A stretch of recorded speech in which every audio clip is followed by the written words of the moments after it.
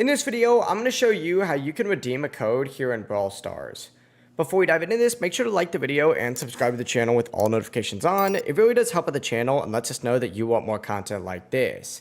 But in order to redeem a code here in Brawl Stars, you're first going to want to open up the Brawl Stars app and go to the shop by clicking on the icon on the home page. After doing so, go ahead and scroll all the way to the right side of the shop screen. It might take a moment to get here, but you're going to see an option that says Content Creator Boost. Go ahead and click on Enter Code. From here, you could enter in whatever code you would like from your favorite Brawl Stars or Supercell creator. For example, you can enter in OROJ for orange juice. Simply hit done and then hit enter. For example, you could type in OJ for orange juice and just hit enter when you're done, and as you can see, it'll say you're currently supporting that creator. Submit the code, enjoy your rewards, and supporting creators really does help the community and gets you some cool bonuses overall. If this video did help you out, make sure to like the video and subscribe to the channel with all notifications on because it does help us out here on the channel. If you have any questions, don't hesitate to ask us down in the comment section below, and stay tuned for even more Brawl Stars videos like this.